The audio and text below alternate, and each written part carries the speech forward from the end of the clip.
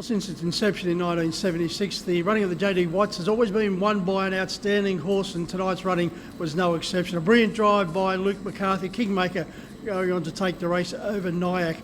Joining me to talk about the rich history of this event is Graeme Watts. Graeme, good to be talking to you. Unfortunately, the running of this year's edition, for the first time in its outstanding history of 49 years, this being the 49th running of it tonight, there's one common denominator missing. That is, of course, your dad, Colin Watts, who had passed away recently, and you had pretty big shoes to fill tonight. Oh, well, I have, yeah. He left a legacy for all of us, all the family. So it was a race that meant so much to him, over the years. And you alluded to the good horses that have won this race. But it's always been appreciated from the family that the standard of trainer, horse trainer and driver that have participated in this race over the years. And you see on the list there some great horses, great trainers and great drivers. And again tonight, he's too good, Luke, isn't he? He's in outstanding form, Luke, and he's always had a very high opinion of Kingmaker, and no doubt he'll be heading towards the Inter Dominion as a second stringer to Don Hugo. Yeah, well, what better second stringer too? He might prove even better than that. So. Graeme, 1976, as I mentioned, the first running of this race, won by John Oliver, and there's a very special story attached to the winning of John Oliver. Well, it was very well received, the victory of John Oliver at the time. He was trainer driven by Perce Hall, and Perce's colours, these are the same as my grandfather's, a different design, and owned by Bob Ingham. And he's one of the last horses Bob Ingham raced in the harness racing industry. At that time, he had something like 96 horses in work and a number of trainers, which Dad and my grandfather were one. So Dad formed a close association with Bob Ingham, and up until Bob's death, Dad used to send all the clippings of Inter Dominions and all the big races to Bob. It was very well received up until his passing. So, it was a good result, the first one, It meant something to everybody at that time, What a wonderful thrill, the fact that Percy Hall, one of the greats and one of the legends here on display at Menangle, honoured your grandfather so much that he wanted his colours to be similar. Yeah, well, he was younger than your grandfather at the time, and he wanted his colours, so it was a different design, and proved one of the greats of our sport, Percy Hall. You mentioned some of the greats that won this race. Paleface Adios back in 1978. There's been some wonderful performers.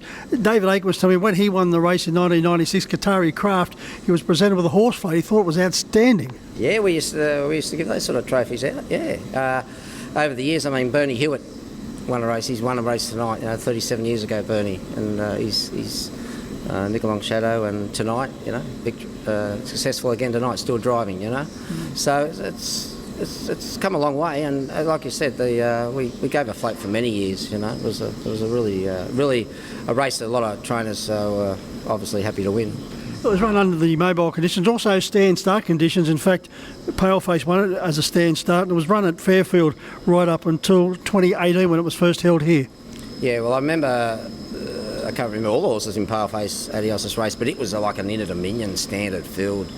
And Paleface was well received wherever he went. But we raced it up till we closed. They closed us. We missed a couple of years there. And we got back in Fairfield, and then we raced up till 2017. And Gavin Fitzpatrick won the last one. He's won 5.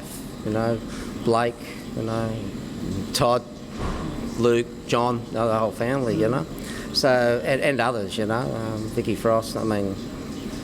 Just have a look, I don't want to leave anyone out, but, it's just been a great race. So. Yeah, certainly CJ Gleeson with Exception Smooth was another outstanding performer. Oh, yeah, Chris. All the leading trainers of the day all nominated their very best horses for that race. So, obviously, it was worth winning, but it meant a lot to us that they would nominate that standard horse, Tappy, So, it's meant a lot to us over the years. The fact that Gavin Fitzpatrick won 5 means that Paul has trained those particular winners. So the race obviously meant a lot to Paul Fitzpatrick to win a race named in honour of J.D. Watts. Well, yeah, everyone that's won it's been pleased to win it. So, they competed. They knew my grandfather well growing up, and a lot of them competed against him. So He was well received within the industry. And it's good to see the Watts family here in force, as always. Yeah, got some.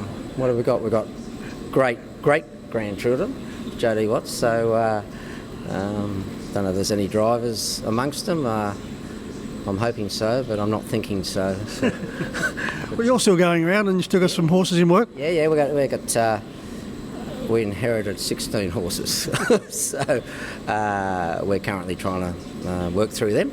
And Dad loved breeding, so we've had some. Got a few broodmares, and one still left.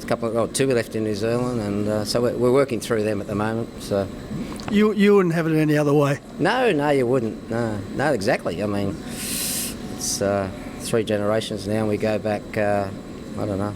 1921 he won his first race, my grandfather, and he won his first race because he sold a horse and a bloke won a race with it, and he thought, I think I can do that, so he had to go and buy another horse, breed to it, and he won a race with that. And then that was his first horse that he won and owned. And then it only occurred to me reading that story that Dad's first winner that he owned was a horse he bred.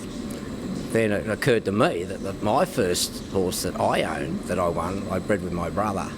So that was 3 generations that had to breed their first winner, you know. It doesn't happen today.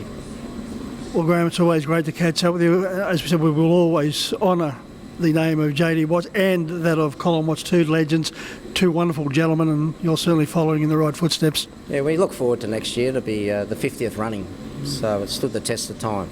So, you know, you saw the event tonight, the Standard of Horses, and the Standard of Horses the first, 49 years ago, and I expect next year will be no different. As we always say, Graeme, you've got to have a good horse to win this race. No, that's exactly right. Yeah, it's been and as I said, it's been a good horses race, good trainers race, and a good drivers race. So I think my grandfather was all of that, you know. So let's hope it continues that way, Graeme. Good to catch up with you. Thank you.